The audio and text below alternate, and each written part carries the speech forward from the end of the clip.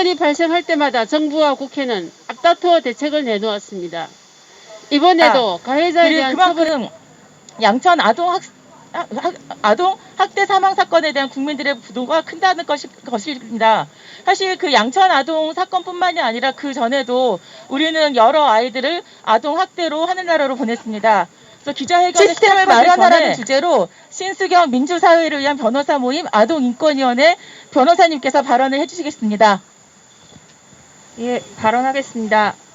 2013년 울산 아동학대 사망사건, 2016년 평택 아동학대 사망사건, 2017년 대구 입양아동학대 사망사건, 2017년 포천 입양아동 사망사건, 2019년 인천 의붓아들 학대 사망사건, 2020년 천안 아동학대 사망사건, 한바퀴처럼 반복되는 아동학대 사망사건에 국민들은 분노를 넘어 무력감을 느끼고 있습니다. 어린이집, 병원, 구청, 수사기관, 가정법원 등 아이가 생전에 맺었던 수많은 공적 접점에서 어떤 부분이 느슨했고 어느 시점에 아이의 위험을 놓친 것인지 16개월이라는 정인이의 짧은 삶 안에서 정부가 놓친 그 지점에 대해서 답해야 합니다.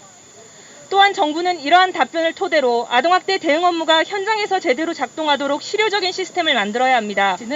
보건복지위원회 신현영 의원님을 모시고 이야기를 듣도록 하겠습니다. 부탁드립니다. 두 아이의 엄마로서, 일하는 여성으로서, 그리고 대한민국의 국회의원으로서 이 자리에 섰습니다. 더불어민주당 국회의원 신현영입니다. 먼저 저 또한 온 국민 여러분과 함께 이번 사건을 접하고 경악을 금치 못했다는 점 말씀드립니다. 그리고 이런 일이 반복되고 있음에 무거운 책임감을 느끼고 있습니다. 이번 사건은 개인의 문제로 발생한 것이 아닙니다.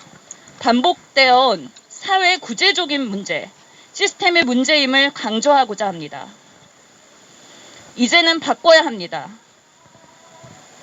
아동학대 문제가 발생했을 때 관계자들끼리 책임을 떠넘기던 인습 버려야 합니다. 이제는 바꿔야 합니다.